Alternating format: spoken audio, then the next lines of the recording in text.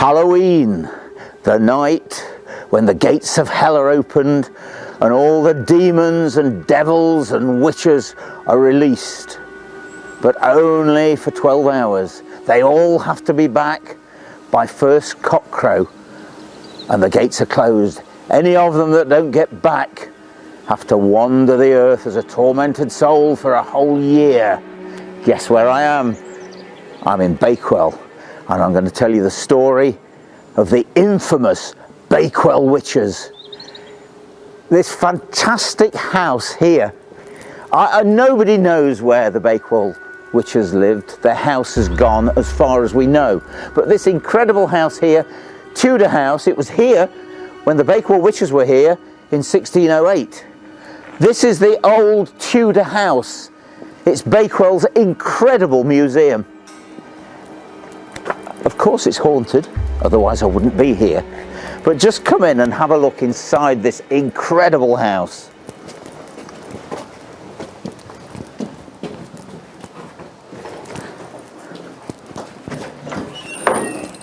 Waiting for me inside is Anita, the manager. Hello there. Hi, Richard. How are we doing? Nice to see you. Good, This is absolutely incredible. Gosh, how old is it?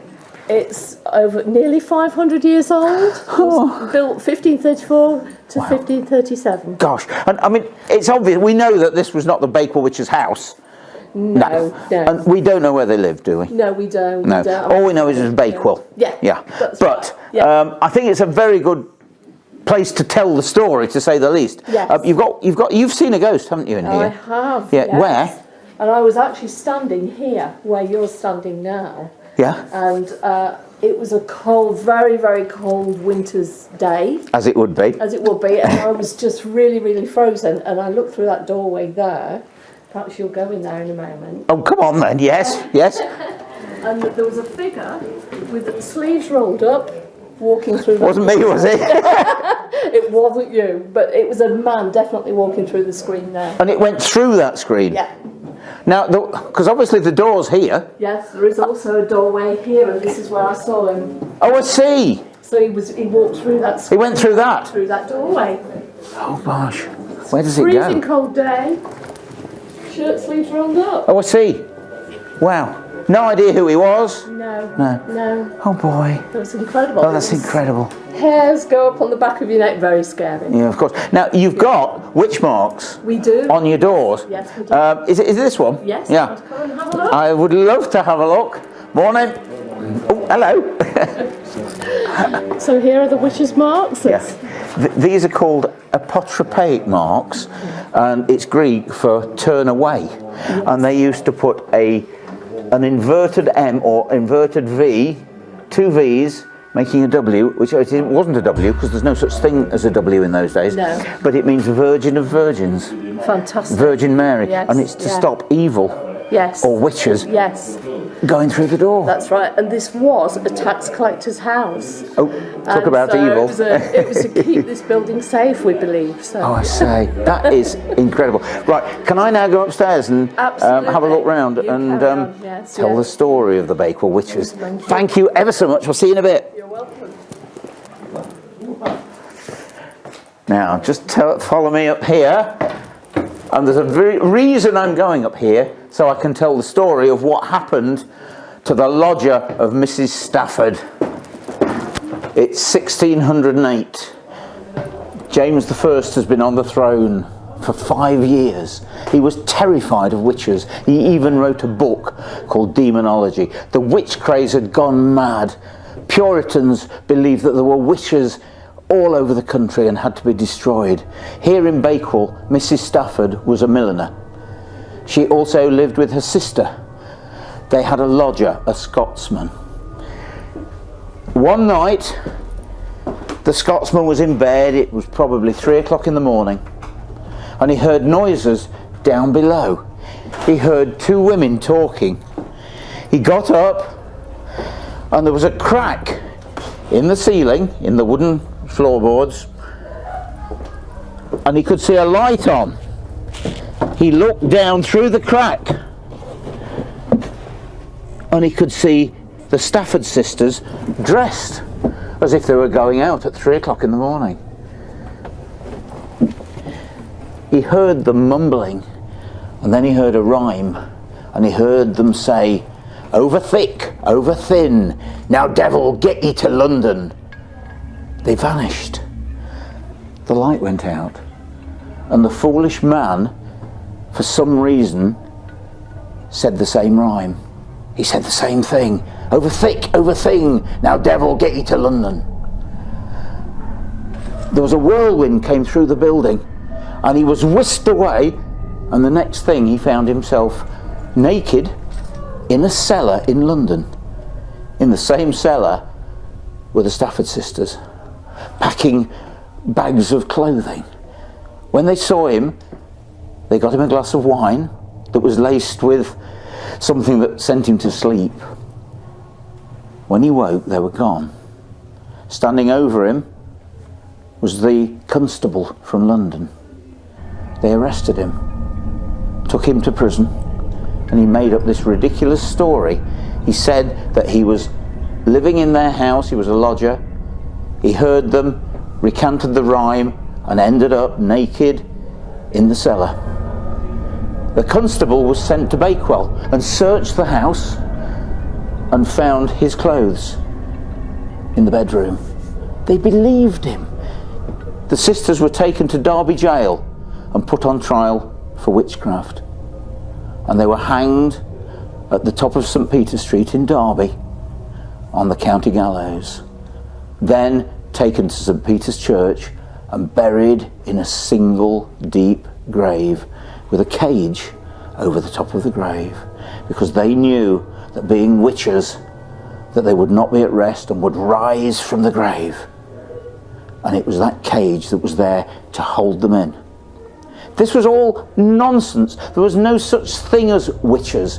They were Wiccans, the wise ones of the village, but they were demonized, first of all by Christianity when people were pagans, and then they were demonized again by Puritans.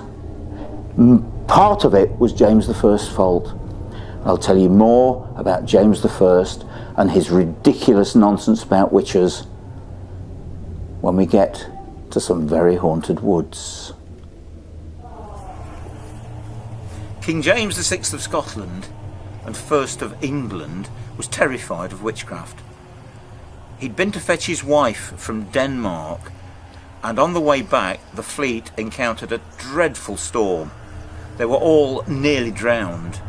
When he got home, he was told that some 70 witches from Berwick-on-Tweed had bewitched the fleet and caused a stir in the North Sea. The witches were brought to trial, and some of them were actually interrogated by the king. Half of them, at least, were executed. More than 4,000 witches in Scotland were put up for trial, and at least half of them were burnt at the stake. That's 2,000 more than all of those that were tried and executed in England. He was so fascinated and interested and terrified by witches that he actually wrote a book called Demonology.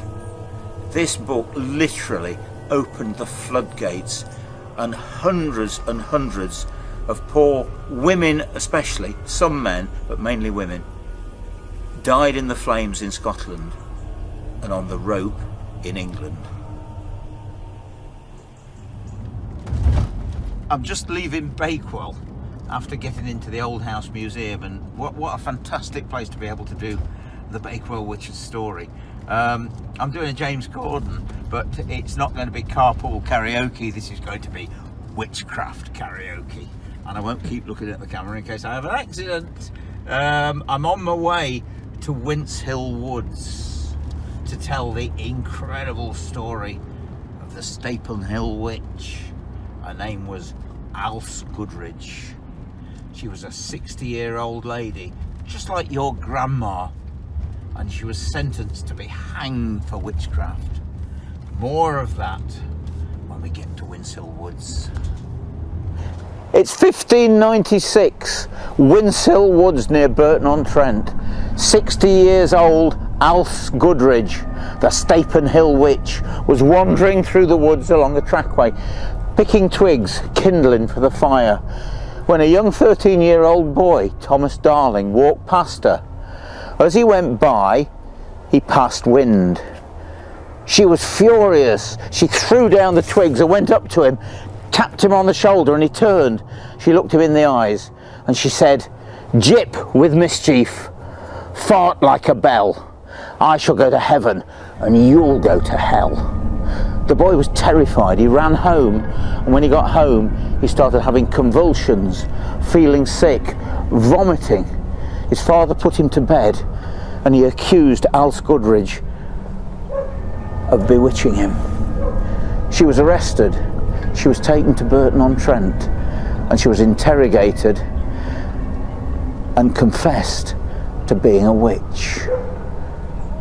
The rest you will hear when we get to Derby Jail, where she was taken and put on trial and sentenced to hang.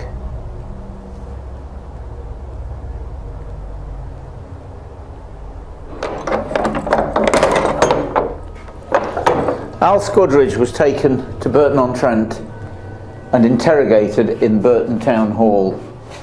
5 men interrogated her. They stripped her, shaved her. They were looking for the witch's mark, which could have been a wart, a boil, an extra teat, for the devil to suckle blood from her.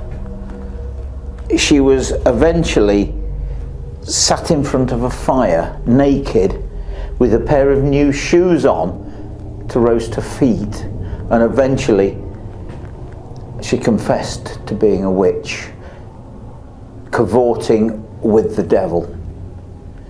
She was sentenced to hang. We didn't burn witches in England, we hanged them. She was brought to Derby Jail, thrown into a dark, deep, filthy cell to await execution. The night before she was hanged, she died of jail fever, typhus, caused by the vile, disgusting, insanitary conditions in that jail. Her ghost is reputed still to this day to haunt the old original Derbyshire County Jail. In England, we didn't burn witches, we hanged them. After a law passed by Queen Elizabeth, it made witchcraft in this country a criminal offence, which meant they could be hanged. The Scots burned their witches, the Europeans burnt their witches, but here in England they died of slow strangulation at the end of a rope at the county gallows here in Derby. They were taken from the jail on a horse and cart. The cart was parked underneath the gallows, the rope round their neck. Someone hit the backside of the horse and the horse pulled away, and they went off the back of the cart, taking anything up to quarter of an hour, dying of slow strangulation, kicking and writhing and dancing at the end of a rope. Remember, this could have been your grandma at the end of a rope. She wasn't a witch. All she was the Wiccan, the wise one of the village. A cunning person, possibly a bit mediumistic, possibly helped people with their milk yield, laid out the dead, helped with childbirth. But in the Puritan days, when we became Protestants, people believed that anyone that had strange powers would have been a witch and would have been hanged. When the Bakewell witches were hanged in 1608 at the county gallows at the top of St. Peter's Street in Derby, it took them both at least quarter of an hour to die. They were taken down and loaded back on the cart, taken to St. Peter's churchyard and buried in a single deep grave with a cage over the top. The cage is gone, their grave's gone. Unfortunately, they widened St. Peter's churchyard. But have they gone? There are reports of ghosts in St. Peter's churchyard. Could it be the Bakewell witches, still wandering the earth as tormented souls? Nobody knows. This says, "Welcome to Lichfield." Lichfield, the scene of the last burning to death of a heretic in Great Britain, here in the marketplace. You see, we didn't burn witches in England, we hanged them. But you could be burnt if they could prove you were a heretic as well. And a heretic was someone that went against the teachings of the established church.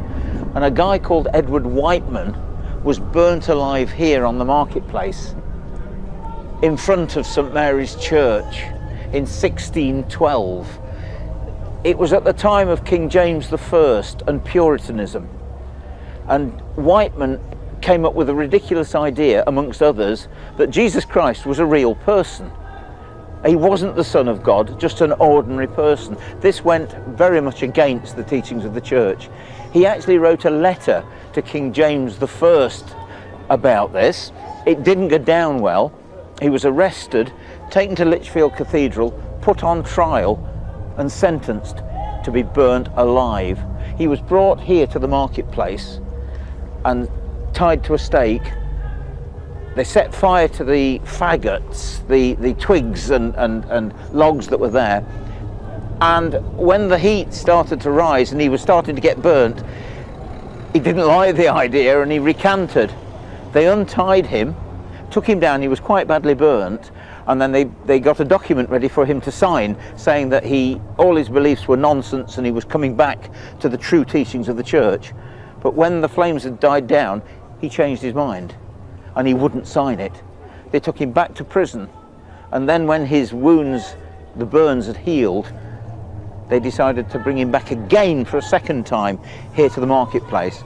They put him back on the stake and set fire to him, and as the flames started rising, he recanted again. But this time they wouldn't have anything of it, and the sheriff of Lichfield ordered more faggots to be thrown onto the fire, and he was burnt to death. The last heretic burnt alive in the British Isles here. And literally just at the back of the market here to this day is a plaque telling you all about what happened to poor old Edward Whiteman.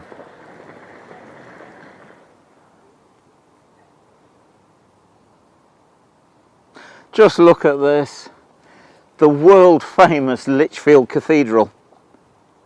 This is where Edward Whiteman was tried for heresy, and I'm going in to see if I can find the court where it happened.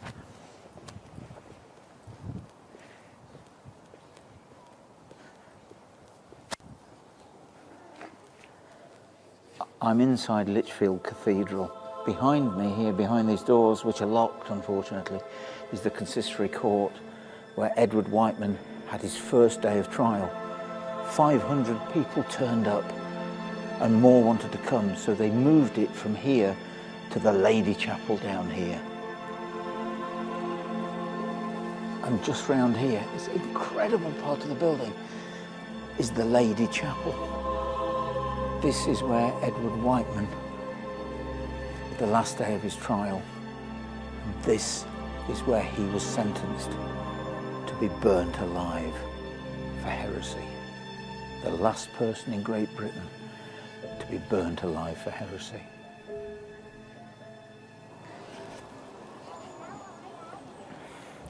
Just look at this, Speaker's Corner, Lichfield. Incredible. Behind me, Lichfield Cathedral. And a quote from Samuel Johnson, who of course was born here in Lichfield. And it says here, "In order that all men may be able to speak the truth, it is necessary that all likewise should learn to hear it." And I'm here at Speaker's Corner to tell you the truth about witchcraft. There's no such thing as witches. All it was the wise one, usually a woman, in the village. They were known as the Wiccan. They were wise. The trouble is, it was probably your grandma, late 60s, early 70s. She may have had a bit of land that you wanted and she wouldn't sell it to you. Or you were a bit worried and frightened of her because she was a bit mediumistic. She talked to dead people. And so they were demonized by the church, because most people that were living in the village clung to the old faith. So the pagans clung to the old faith when we became Christian, and they had to be removed. The Catholics clung to the old faith when we became Protestant. And so one of the easiest ways of getting rid of the old people in the village that were still pagan or Catholic was to accuse them of being a witch. So they changed the name from witchcraft to witchcraft. Tried them and sentenced them, but they had to make them confess. Torture was illegal in England, and so we had to do it in another way. And what they used to do was tie their left thumb to their right toe, their right thumb to their left toe, and swim them. Tied a rope round their waist and threw them in the river or the pond. If they sank, they were innocent because they were accepting Christianity and baptism with water. If they rose, they were against baptism and Christianity, and they were a witch. And they dragged them out of the water and they hanged them. It was a lose-lose situation. I've been out all day witching and twitching, trying to finish the programme for, obviously for the Halloween special. And I'm just on my way home on the Duffield Road. I haven't got a story of witches, I'm afraid, down here, but I think I just must tell you that probably the most famous witchcraft story in Great Britain has to be the Pendle witches. It really is very, very famous. God, 9 people executed, hanged for supposed witchcraft. And the first time that a child under the age of 14 was actually brought into a trial as a witness. And because of her statement, all of her family were hanged for witchcraft. And then a few years later, she was also, would you believe, put up for trial for witchcraft, but she did get off with it. But I mean, we actually did do the Pendle witches on Most Haunted, twice actually. But of course, I think probably the most famous, the most famous, scariest Most Haunted that we ever did had to be Pendle. I was part of it, of course, but I was actually in the studio, unfortunately, as the historian, when, for want of a better word, all hell let loose, when the witches, Demdike and Chattox and all the others that were executed seemed to come through through Derrick. Tables went, people fell over. I mean, the only way I could describe it was that it was like witnessing a battlefield. It was incredible. I don't know. How true was it? I can't say. I don't know, because I wasn't there. But regardless of how true it was, whether those witches really came through. You see, my thoughts about witches are that they weren't evil people, as I keep saying, said it on the programme. They were just old people that were slightly different to other people. And I suppose when they were being swum in the pond and pricked with a needle to see if blood came out of the wart, stuff like that, made to sit in front of a fire with a pair of new shoes on until your feet were roasting. I would imagine that anybody like that would be extremely angry after what happened, and if they were a ghost, they would probably become quite evil, to say the least. So perhaps those witches that came through on the Most Haunted Pendle programme were really evil, and well, who knows? All I know, it was a very good programme, very entertaining. I enjoyed it, as I enjoyed all my days on Most Haunted. And well, who knows? All I want you to do now is watch more on Netflix. Have a very happy Halloween. Don't have nightmares. Okay. That's it. We've arrived back at Steve's. A day's filming done. We've done Bakewell, Lichfield, Windshill Woods near Burton-on-Trent, Derby Jail, Really enjoyed it. I've just realised, of course, talking about Pendle, that 20 years ago we actually filmed for the Ghost Tour of Great Britain, went up to Lancashire and actually did the Pendle Witches. So we're actually putting this on the end of this film, which of course you can stream on netfelix.co.uk. We're going to be out every week creating new films. So watch this space, guys. Do have a very happy Halloween. Don't have nightmares. Pendle Hill rises above the ancient hunting ground known as the Forest of Bowland. It was a place of wolves and wild boar, and it was very much a place of mystery. I'm in the village churchyard of Newchurch in Pendle, and here in 1612 took place an incredible act of persecution against the Pendle Witches. There were two old ladies known as Demdike and Chattox. Many people believed that they could have been witches. This was the time of King James I, son of Mary Queen of Scots. He was fascinated and terrified by witchcraft. He, in fact, wrote a book called Demonology.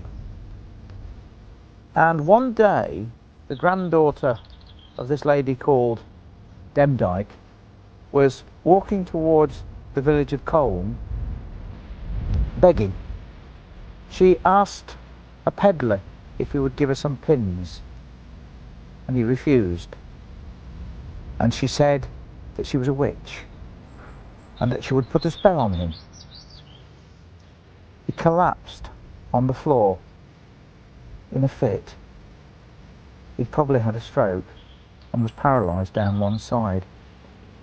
After the event, his son took him to the local magistrates, and this girl called Alison Device was brought before the magistrates, tried for witchcraft, but she also implicated Chattox and Demdike.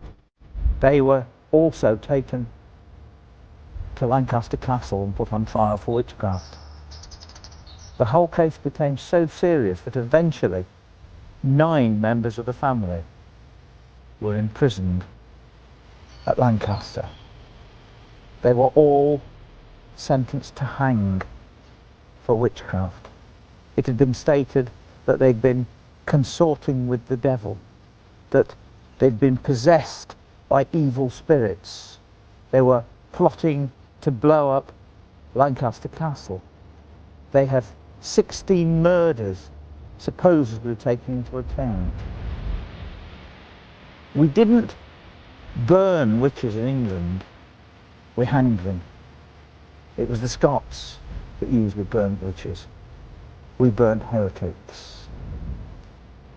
Luckily for Demdike, she died before her hanging, probably of jail fever at Lancaster Jail or the castle.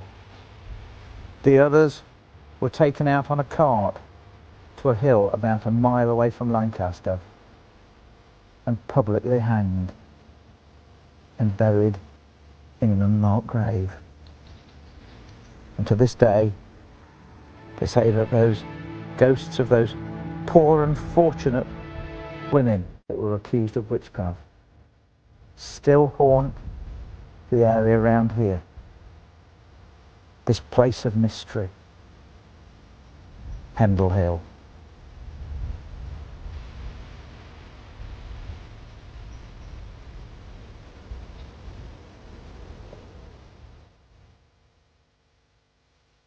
The tower here at Newchurch dates from around the time of the Pendle Witches, and even to this day on the tower you can see the Eye of God the villagers believed that that eye kept watch over them and protected them from the evil spirits that lurked around here in these hills. And just up the road here, a modern touch, a shop called Witches Galore. Let's go up the road and have a look.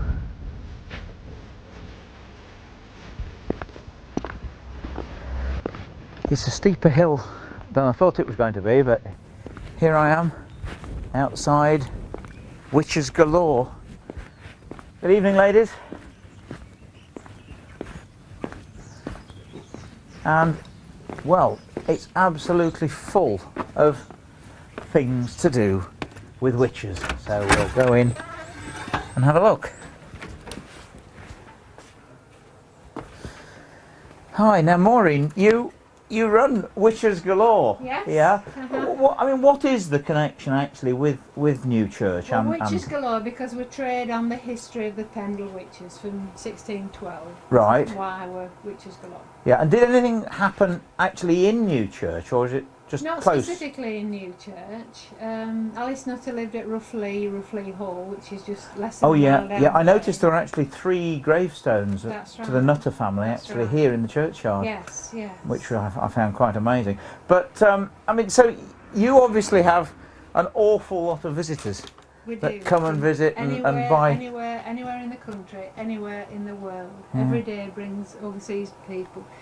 If you look on the front of the counter here at this chart, Yeah. we collect the word for witch in whatever language, and I think there are some 60 odd different languages there.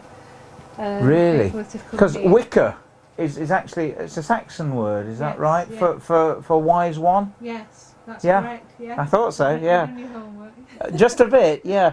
But any ghost stories? Well, yes, I do. Strangely enough, I don't believe in ghosts and Right. go bump in the night. Yeah. Right. We came to this property. We live over the shop here. Yeah. Now the property is 2 handler and weavers' cottages made into one, so it's pretty old, about 1750. Well, yeah. 1760 Good pedigree property. then. Yeah. And when we came here, my husband and I, with 4 teenage children at that point. So Mum used to make the dinner in the evening after the shop was closed, and everybody would disappear. I'd be left with the washing up, and the feeling was, hello, there's somebody there, there's somebody around. No, there isn't. Yeah. Yes, there is. Just that sort of feeling, not a threatening Oh no. feeling. No. Quite a sort of pleasant, benign sort of feel. And eventually I came to feel that there was a woman there, although I never physically saw anyone. No. You got the sense that there was Yes. someone. Now a little while after that, a chap came into the shop who'd written a little book about the village, Newchurch, Folklore, Fact and Fiction is the Right. book. And he said, Maureen, before we take it to the printers, will you just go through it, see what you think about it? And we're standing at the counter, leafing through the book, and I come to a black and white sketch. Who's this? Because it made me shiver. Yeah. Oh, he said, did you not know that's your ghost? He said, there's a young woman walks this property. She's waiting for a lost lover that went to the war and he never came back. And the drawing is exactly as I would have pictured her.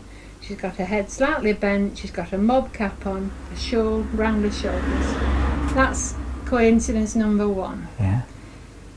At that time, the little cottage next door here, an elderly lady lived there. She was in her 80s and she was a delight. Yeah. She'd been in business all her life. She'd been a magistrate. She was a sensible, intelligent, level-headed person. And I used to go and see her in the evening. We used to have lovely conversations. And she died. Yeah. And her daughter was clearing the house. And her daughter came in one day and she said, I've cleared this drawer and I've cleared that cupboard out. And Mum's visitor's been. And I said, oh yes, a visitor. She said, yes, you know. And I said, and then she looked at me and she said, you don't know what I'm talking about, do you? I said, no, not really. She had lots of visitors. She liked company. Ah, she said, did Mum never tell you about the ghost? She She said it was a young woman who used to walk what was from our property into hers. And she knew that she'd been because of the smell. A sickly sweet smell, almost like Palmer Violets, was how she described it. And I don't believe in things like that, but there you go. Well, I mean, how can you explain it? Yeah. You can't? No. But it's just very interesting. And she's around. You feel her presence from time to time, which is quite benign. That's wonderful. So that's my story. Maureen, that's fantastic. And when are you open? Every day, except for Christmas Day and Boxing Day. Don't come on Christmas Day. But for the rest of the year, we're open all the time, because there are always visitors around, even in the worst of weather. I can imagine. I look at people sometimes and I say, "Oh, you're completely mad to come on a day like this." I'll bet. But they love it. Yeah. There was a bus full of one afternoon in November. It was about 4 o'clock, so it was dark already. Wet, miserable, cold, and I sort of think, well, I can close now. There's not going to be anybody, and a bus pulled in, and 24 Australian footballers came into the show. Goodness. And they thought it was wonderful because it was atmospheric. I can imagine. And So you get buses, cars, so everything. Yeah. Do you get any? I was going to say, do you get any come on broomsticks? Just occasionally. That's wonderful. Maureen, that's fantastic. Okay. Thank you very much indeed.